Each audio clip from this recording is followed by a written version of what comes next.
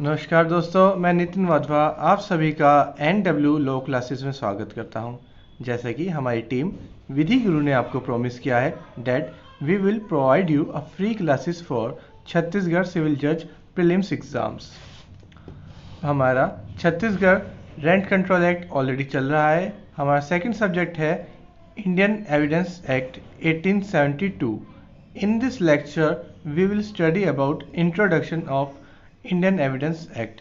इस लेक्चर में हम इंडियन एविडेंस एक्ट के बेसिक स्ट्रक्चर को और उसके इंट्रोडक्शन को देखेंगे। Before starting Indian evidence act हम कुछ बेसिक समझ लेते हैं। लॉ को दो पार्ट्स में डिवाइड किया जा सकता है, सब्सटेंटिव और प्रोसीजरल लॉ। सब्सटेंटिव लॉ कौन से लॉ होते हैं? ऐसे लॉ जो हमें हमारे राइट्स, ड्यूटी और लाइबिलिटीज़ बताते हैं। आईपीसी, कॉन्ट्रैक्ट एक्ट और टीपी एक्ट एग्जाम्पल है सब्सटेंटिव लॉ के। प्रोसीजरल लॉ सीआरपीसी, सीपीसी और एविडेंस जो है वो प्रोसीजरल लॉ के एविडेंस एग्जाम्पल है। इंडियन एविडेंस 1872 जो है प्रोसीजरल लॉ है विद रेट्रोस्पेक्टिव इफेक्ट। कोई भी केस जब कोर्ट के सामने आता है तो उसके फैक्ट्स हम एविडेंस के थ्रू कोर्ट में प्रूव करते हैं। इंडियन एविडेंस एक्ट हमें बताता है व्हाट फैक्ट्स में बी प्रूव्ड, ऐसे कौन से फैक्ट हैं जो हम किसी केस में प्रूव कर सकते हैं। हाउ ए फैक्ट्स में बी प्रूव्ड, वो फैक्ट्स कैसे प्रूव किए जाएंगे। Who will prove this facts, वो फैक्ट्स कौन प्रूव करेगा। और who are competent to prove this facts, यह तथ्य प्रूव करने के लिए कौन सक्षम है और किस ऑर्डर में प्रूव किए जाएंगे। What facts will be proved, how these facts will be proved, who will prove this fact, who is bound to prove this fact, and who is competent to prove this fact, and in which order these facts may be proved. Law of evidence को define, consolidate और amend करने के लिए 1872 में Indian evidence act 1872 पारित किया गया था। इसका ड्राफ्ट स्टीफन ने तैयार किया था।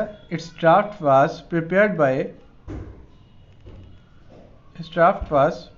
बाय द स्टीफन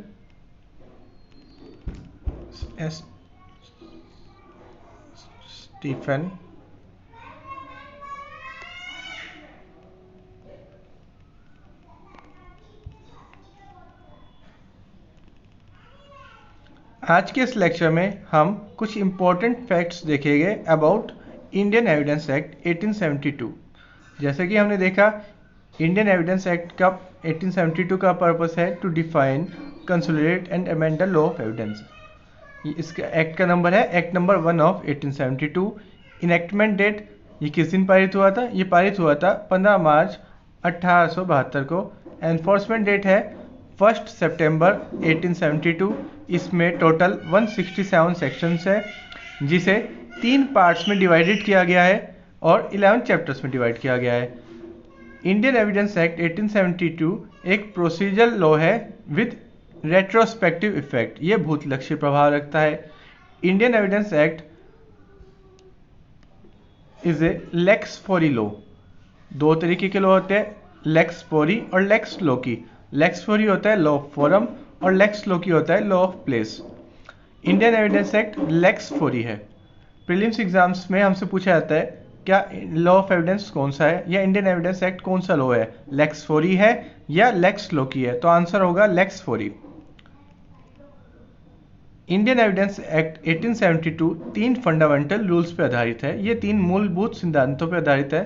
पहला रूल है फैक्ट इन इशू और रेलेवेंट फैक्ट्स का ही एविडेंस दिया जाएगा। किसी भी सूट में या प्रोसीडिंग में हम 2 तरीके के एविडेंस दे सकते हैं, या तो फैक्ट इन इशू या relevant fact. Fact in issue कौन सा होता है?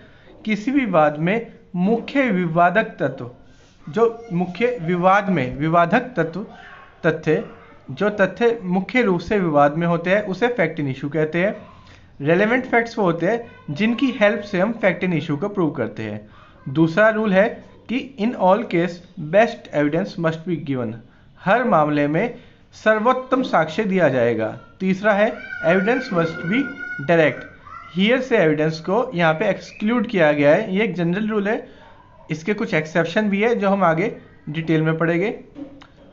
इंडियन एविडेंस एक्ट जैसे कि हमने देखा 3 पार्ट्स में डिवाइडेड है। सेक्शन 1 टू सेक्शन 55 पहले पार्ट है, दूसरा पार्ट है 56 से 100 तक और तीसरा पार्ट है 101 से 167 तक। आज के इस लेक्चर में हमने देखा इंडियन एविडेंस एक्ट का बेसिक स्ट्रक्चर। अगले 3 लेक्चर में लेक्चर 2, लेक्चर 3 और लेक्चर 4 में हम पढ़ेंगे। पहला पार्ट पढ़ेंगे लेक्चर 2 में, दूसरा पार्ट पढ़ेंगे लेक्चर 3 में और तीसरा पार्ट पढ़ेंगे लेक्चर 4 में। Thank you.